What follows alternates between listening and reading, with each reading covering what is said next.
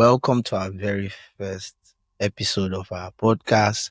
My name is Gist Doubra, and we have our guest today, Chiwendu, Thank you. also known as Shiwendu, like our Yoruba people call the name Shiwendu. But I call her Shiwendu. She's my friend. She is my friend. Thank you for honoring my invitation. I'm grateful. You're welcome. I'm grateful. Welcome. Yeah, how long have you been in Canada now? Let's say 10 months and 10 months and some days. 10 months, right? From May. Yes, 10 months. 10 months. Okay. How have you been in general? It's been good. It's been good. Adjusting was a bit, tasking at first, but as time went on, I think I adjusted well with people like you and my dear friend Tinu and another of my dear friend Flora, Tinashi. I have plenty of friends that made the transition easy. Did you mean Flora? Flora. Flo. Yeah. Yes, so they made the transition easy for me. But when I just got here, the second week, I woke up one morning and I'm like, my God, it's I can't find for here. Who chased me from my country? Was police after me? Did I commit murder? What happened? Why did I woke up and I didn't recognize where I was. But after a while, I'm like, okay, you know what? Take it easy. You're here already. Make the best out of it. You're here for a reason, Yeah. and you'll be fine. So I'm here now. I'm still alive. I'm surviving. You're So surviving. I can say you are even living. You are living, not even surviving. And thriving. Yeah. Thriving, yeah. Yeah, that's the word. Hallelujah, somebody. Glory. So, okay, I just want to let us relate. We immigrants coming in from wherever we are, in our places, like we are coming from Nigeria, living in Canada, and sometimes we are doing what we didn't even study into. And with your experience here in Canada, what can you say? Say school na scam. With your experience here in Canada, school na scam. What is your own take? Okay, generally I am anti school na scam. I don't believe school is a scam, right? I believe that apart from the education we go there to receive, just being in the four walls of a school, you learn a lot of things, not just from your teachers, from relating with people from different places and all of that. It's an enlightening experience. So school is not a scam, right? But what I will say is the scam is the fact that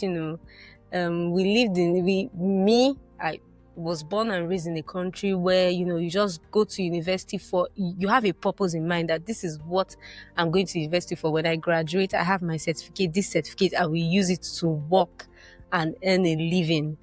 And then when you're done with school, you realize that your certificate cannot do anything for you. For many people, you are stuck with something you get. And even if you study something that is really quality, let's say you're a medical doctor. I don't know. I know many medical doctors that have jackpot. I mean, today I saw someone in a group I just joined. Someone was like, oh, that she's a pharmacist, but over here, she's a project manager. And I'm like, You'll be like, I'm like, this is it. So even, back then we want to do like big name kind of careers. From childhood, you're already saying, I want to be a banker, I want to be an engineer, I want to be an accountant. And then you grow up and then the first thing you do is maybe after becoming an accountant, you enter the bank and become a marketer. Try to get customers for the bank, and then the frustration, the traffic, the working hours, especially those living in Lagos.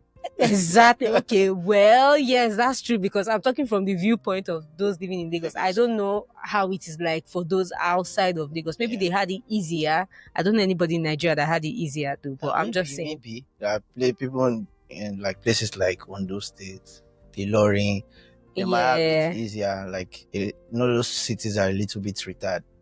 No, so much hustling and bustling. Okay. Yes, that's true. And so if you are educated a little bit in those kind of places, there's a job for you to get the jobs. But it's interesting because many people from those places were rushing down to Lagos. Yeah. Why? The thing is that imagine being paid, for instance. Should I say it's a fallacy because they believe that, okay, I will earn more in Lagos. Oh, what am I doing in Ondo State? And they don't understand that, okay, maybe they might be earning like 50K, for instance, for example, 50,000 area in Ondo State.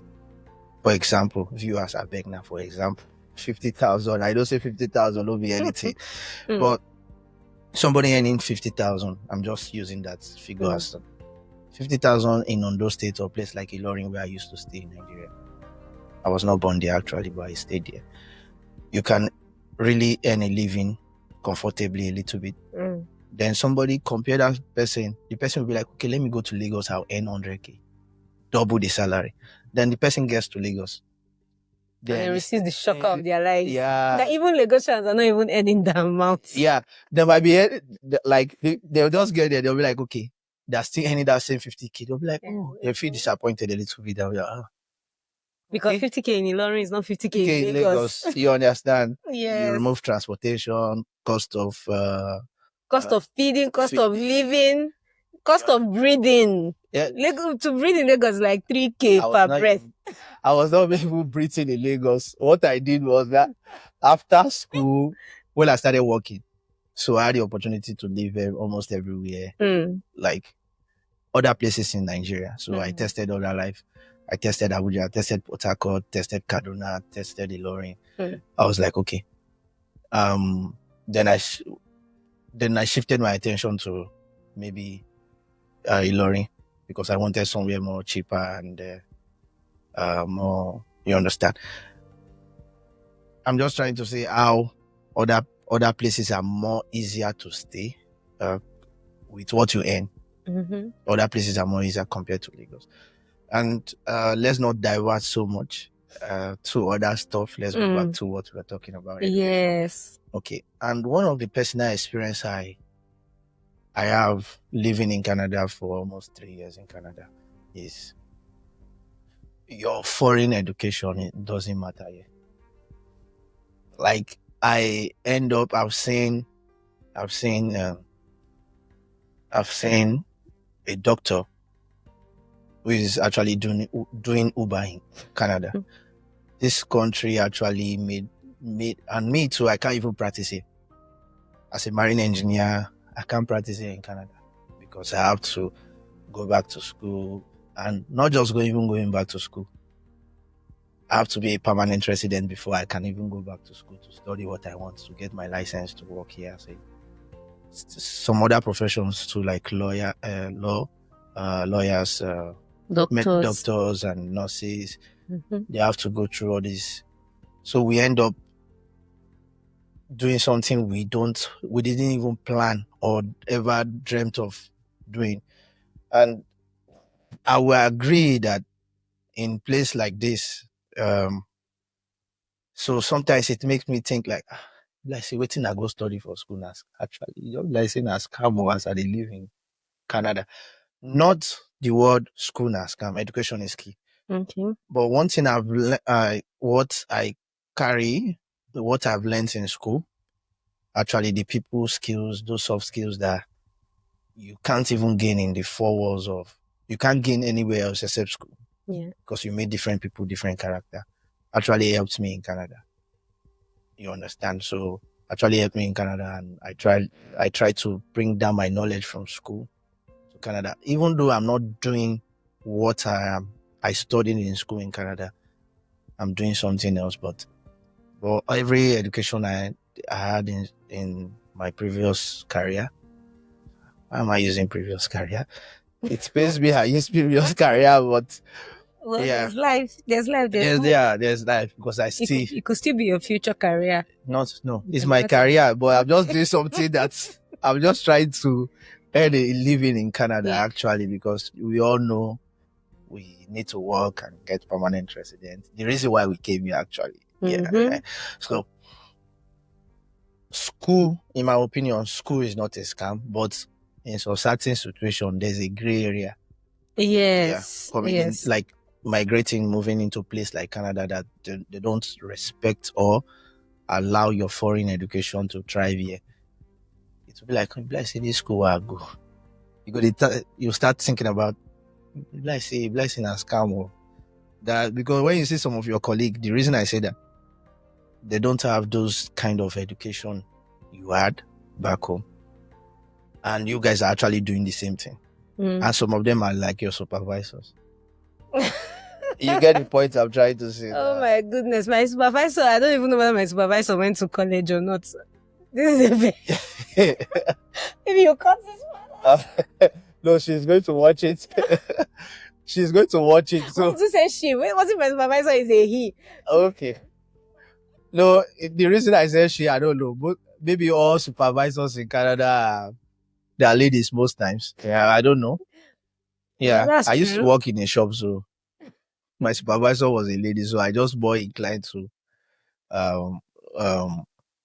that all supervisors are ladies, but it's what it is actually. And generally, school is not a scam.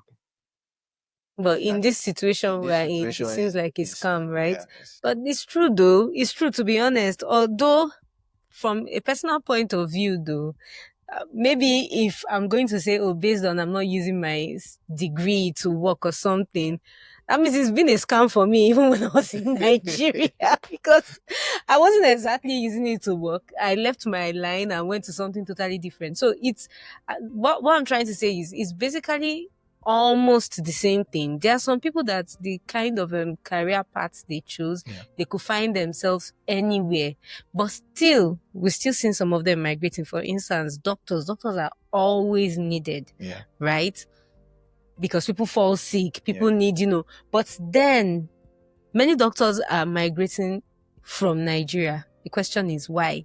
If they are so needed, if they are so, they are so useful, like no matter what, they must find a source of income. Why are they leaving? It means they are not finding what they need to. They can't find what they need, or there's no motivation to carry on that path for them to abandon it and come all the way here. So even back home in Nigeria, it's still the same thing. It's almost like the school self na scam, and that's why that statement originated, in the sense that people are going to school, they are leaving it, and then they're abandoning their certificates to focus on something else, right? So from childhood, growing up, we're all raised with the mentality that, okay, all you need to do is go to school, earn a degree, graduate, and then start working with your degree. There's a job for you, right? There are some people, like when I was in school, there are some people studying some weird, I won't say they are weird, but for a country like Nigeria, they were weird.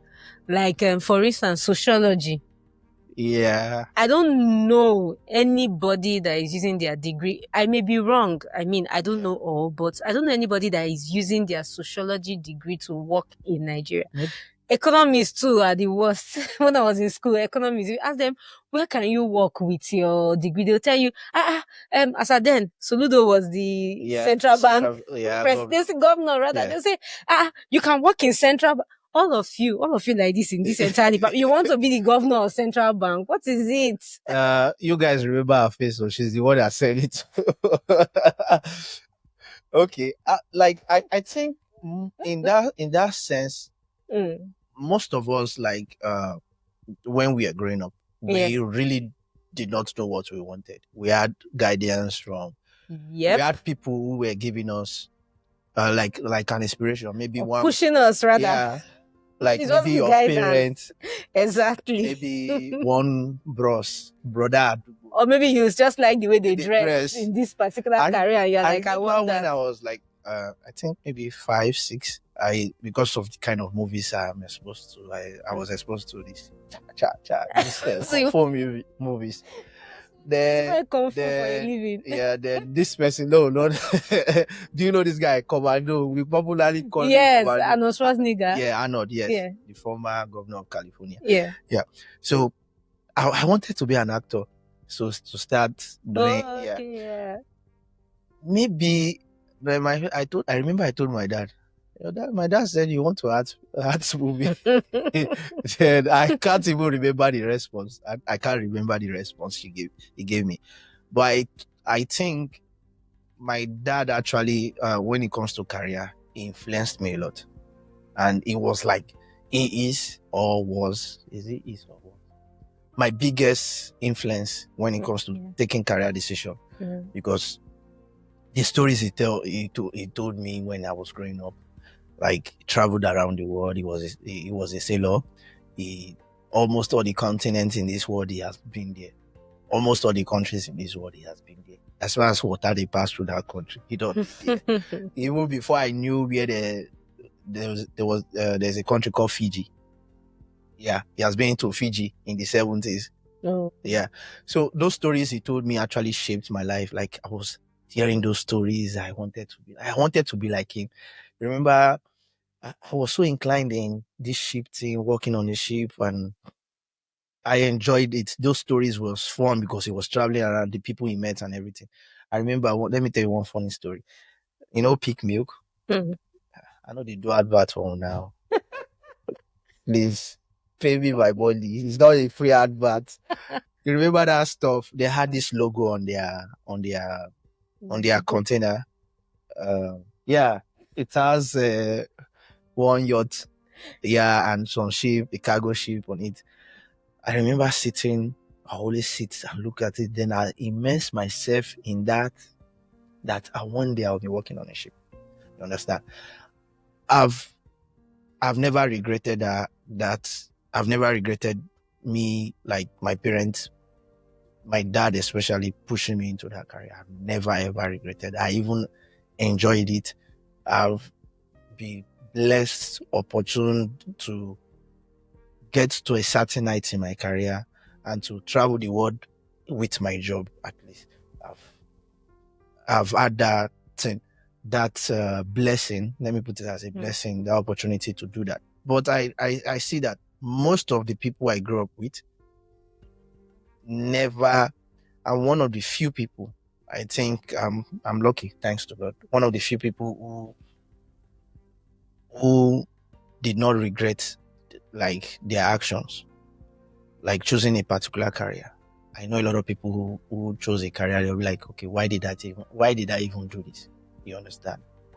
They came out and start like, that's why we keep hearing like words like school and scam. And there's a gray area too where other people actually, because of writing this JAMB exam, they just wanted to go and study anything. Just wanted to get into school. Peer pressure and all. Peer pressure, you said peer pressure. And parents comparing ourselves. I remember then, guys, I wrote JAMB 3 times. I know do. I'm an average student. I remember when my parents were not even, but I knew some friends that their parents were comparing them. This one don't enter school, what did he do? You understand? Mm-hmm. So what do you have to say about it when it comes to those parents taking decisions for their kids? Well, personally, I would say our parents didn't know better in that situation. They didn't know better because, if for we that we are millennials, when we look at it, our parents are mostly boomers, right? So for many of them, growing up, education was a thing. Right, many of them is for a large portion of them, you have to be privileged to gain access into school, to be able to learn, to be able to study something. You have to have had a certain level of privilege. Now, imagine them, maybe for those that couldn't really make it into school quite fast, they are looking at people going into school, and then when it gets to their children's turn, they realize that my child does not need to struggle like me. This can actually be easier for them, right? But then their children are having a different experience from them, from what they had in their childhood. So their children, in their own mind, they're like, okay, maybe I want to be a musician when I grow up and all of that. And then they're saying, no, it has to be doctor. In their mind, they are thinking, you don't know the value of what I'm giving you. This is what people struggle to get. And you are getting it on a platter. That's why you're so relaxed. That's what many of them think.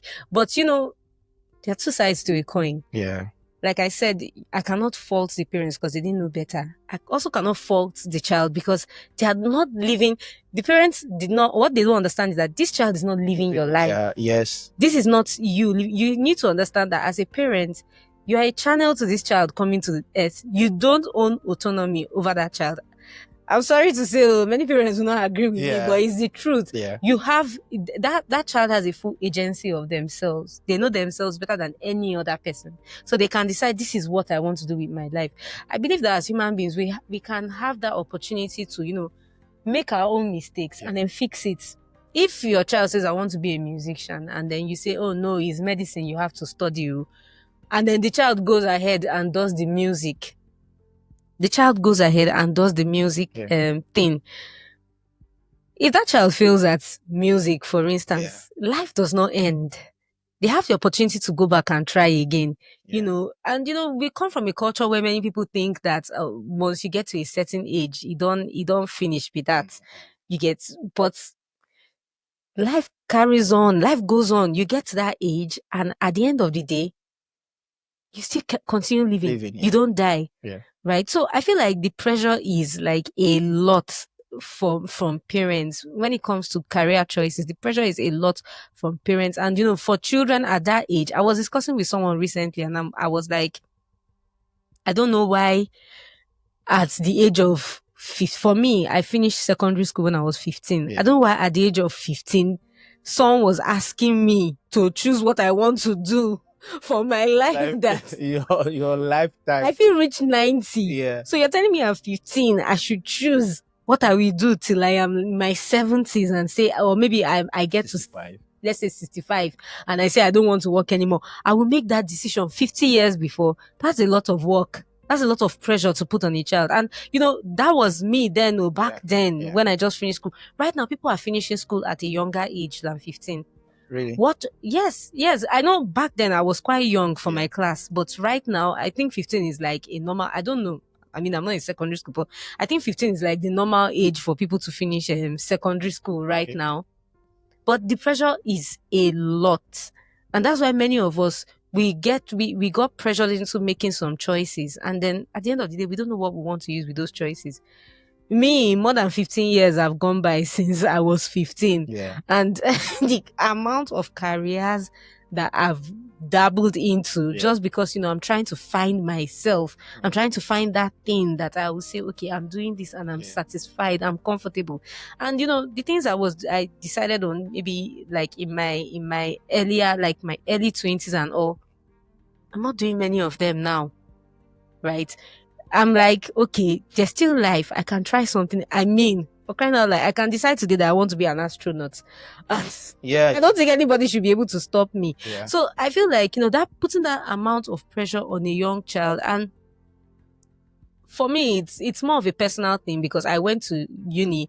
I studied a course that I had zero interest in, like zero interest, but it was something that I won't say my parents, more like my dad, he wanted me to study because it's not his fault. In his mind now, once you study this course, you can't run out of work. You must have a job. You will see food to eat. You will earn money. You will not beg on the road. That was his mindset, right?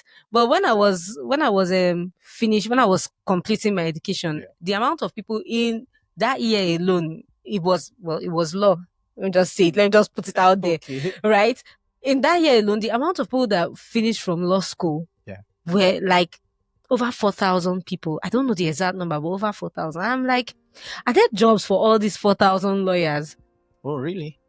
That's the question. Are there jobs for them? I used to think like some years back, funny enough, like 5 years, 6 years back, I used to think when you finish law school, there's a job for you. Then I used to think that. Where is the job? Don't mind me, guys.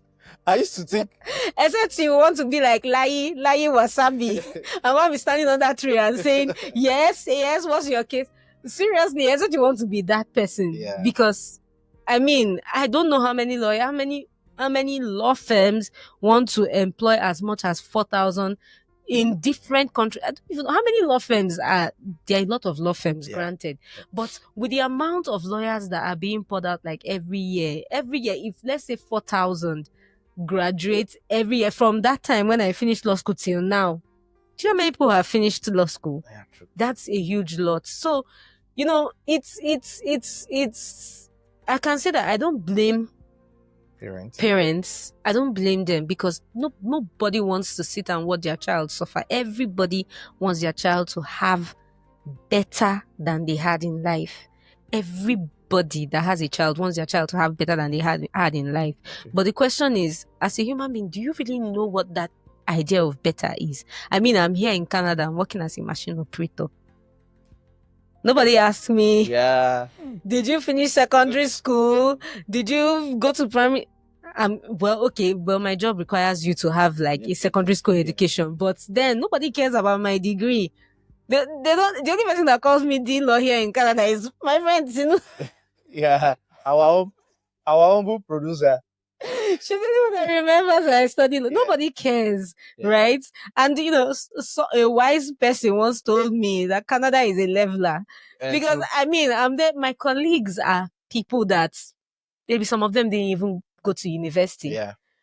My superiors are people that just had like a college education a few years, maybe not even something professional, but I mean, they are where they are. So over here is the work you put in that counts. Nobody really cares about the degree you studied in one country where some of them even think we are still hanging from trees and living in huts and with thatch roof. Yeah. Nobody really cares about it. So that's the point we are at.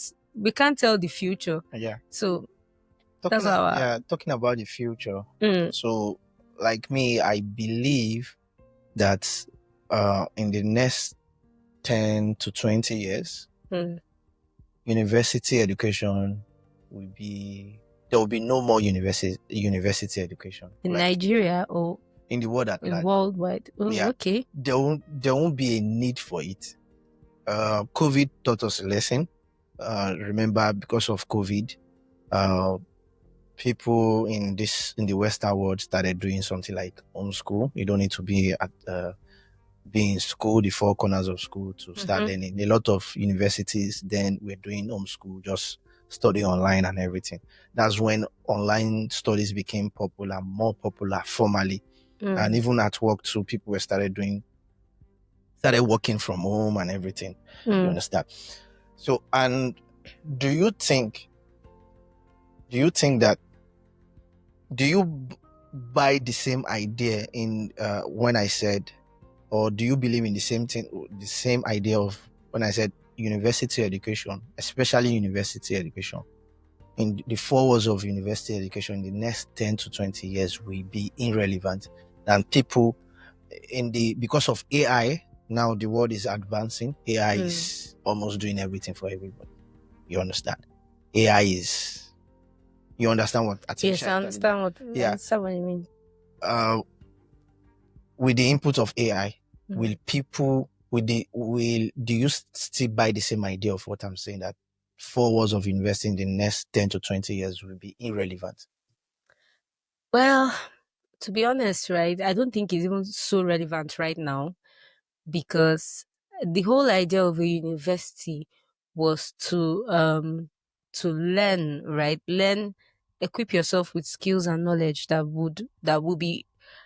is necessary to carry out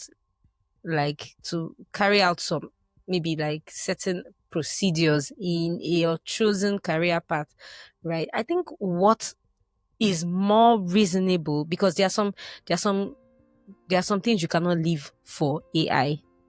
There are actually some things you cannot leave for AI. All those jobs that require hands-on activities, right? That you still get studying in university.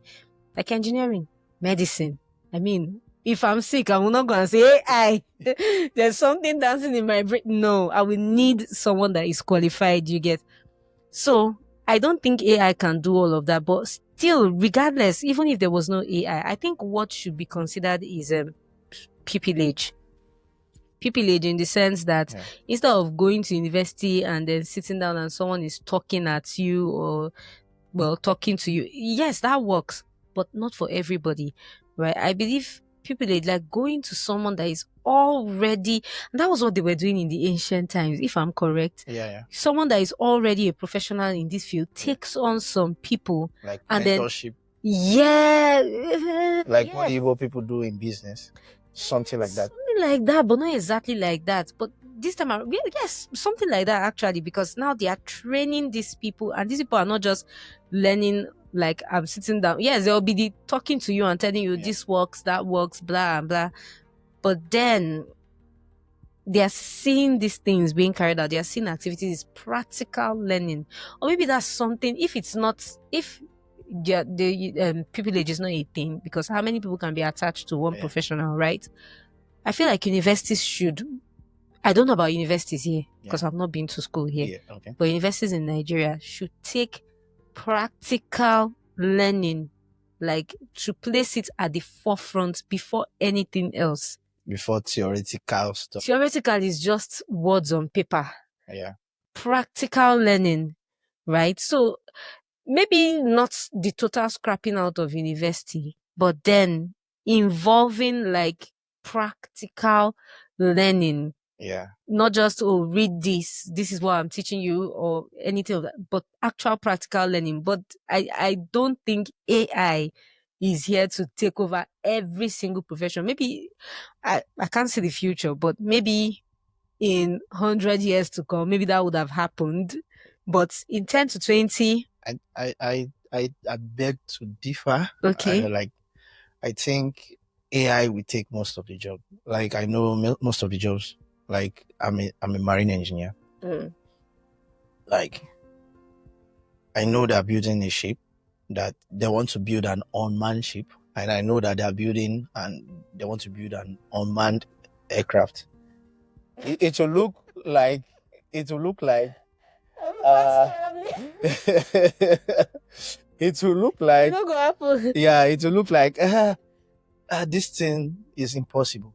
Whoever in the last, let's say 20 years ago, it was like 2005. You remember that bank PHB advert that cars running on water running on water and cars driving themselves? yeah. These things are happening now. Mm-hmm. Like the advance of these electrical cars and everything. Most of those cars, I don't want to do branding adverts or anything. Most of those cars, they drive themselves. Mm-hmm. And I believe personally that these things are, we look at it that it's not possible. Now we know that we go to some restaurants, we are seeing robots taking over servers' job. You understand? We are seeing suitcases working on by themselves. So I believe it might not be total, like in the terms of aircraft. I believe maybe the pilots might not be there with the plane. The pilots might be in a control room.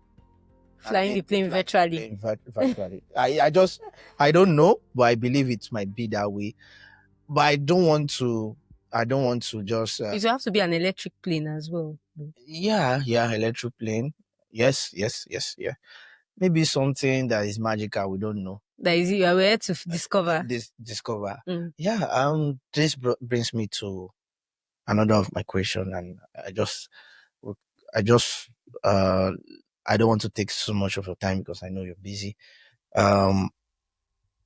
Children now, as we millennials now, I don't want to use the word like our parents as they failed us, trying to impose their what's the word again? Impose their art desires. Excuse me, their wants on us because there are some of the things they could not achieve. Yeah, they want to impose those things. So, what do you think that we can do better? We millennials that are parents now.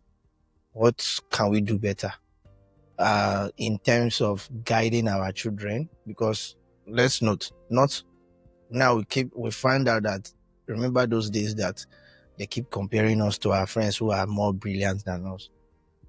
Now we know better that, okay, not every child can be this book smart. Some people are street smart. Some people are just, even the inventors in this world, most of them are not the school kind of people. So we know better now than our parents. So what do you think that we can do better? So for the next generation coming, not the Gen Z, so the one coming. What are their names? I don't know their name. What do you think? I forgot the name they even called them. There's Yeah. this name. Wow. I knew it off the top of my head, but it has escaped. Okay, yeah, Alpha, Gen Alpha. Yeah. So, to be honest, I'm going to be really, really frank and honest here. Yeah. I may not be in the best position because I never born Peking. Yeah, right? So on. I don't know a lot, like too much about parenting. I've just learned what I do not want to do with my children. Yes. That's all I've learned. Yeah. But what I will do, I've known some things I will do for my children in terms of, the foundational stage, because that's like the most important. I read somewhere that is the most important phase in a person's life, that foundational stage where they are still, understanding their world and putting things together. You have to put in the things that will be necessary for them to, grow up and stand on solid ground. So, I think when it comes to doing things better, a lot of millennials are already doing things better. Okay. Right? I've seen some people with their kids and I'm like, okay, this is different from what we knew. Yeah. Right? And to be honest, I don't think anybody has all the right answers, because I'm yet to know any generation that will say, oh, my parents did it well. Our parents, let me not say my parents, because I mean, there are some people that can boldly say that, but our parents were so good. Like, this generation of parents were like the perfect example, I don't think there's really anybody that can do that. We're human beings. We are prone to, making mistakes and all. But if it's in terms of career choices, I think right now millennials are already doing a good job. Yeah. Right? Yes, because they are letting their children choose. I mean, some people are taking TikTok and all of that as a career path, and some people may not agree with it, but it is what it is. Yeah, the world is yes, the world is changing. There was a time when entertainers were regarded as clowns. They were like low grade. You get, but right now entertainers are so big. Like, they are one of the richest. That is one of like a very, very lucrative career. If you are successful in it, it's a very lucrative career choice. But back then, they were just to make people laugh. They were there to make the rich laugh at parties and all that. But right now, the rich are paying a lot of money to have them around. Even the rich, their children too. Exactly. Their children are going into entertainment. But back then, it was looked down on. So, I mean, right now I feel like, millennials are doing a great job allowing their children express themselves, make their choices for themselves and all of that. So I don't really have much advice to give us. Keep up the good work. Yeah.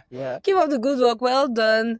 And I feel like, though, something else that needs to be added is that there's a tendency to make the same mistakes that our parents made, in the sense that we are looking at what is thriving now, which is what our parents did. They looked at, okay, education is such a thing right now.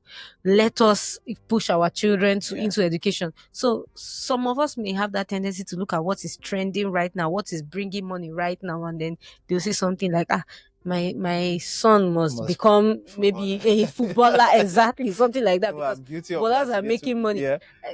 Exactly. That is why I said we may still end up making the same mistakes our parents made in that sense. But that's all. I really want to thank you, like, for honoring this podcast, like, thank you, and you being the first person to grace this show. I'm grateful. And I don't want to take your time. Like, I know you're busy, you want to do some other things. Like, thank you for coming to. Thank you for having me. I'm really grateful. Don't worry, our souvenir is ready. A pillow with my face on it. No, a pillow with your face on. No. And I will take a picture. I have the perfect souvenir of Bonosu. Make it egusi. Egusi soup. No problem. Thank you so much. Thank you. See you guys next week. Bye.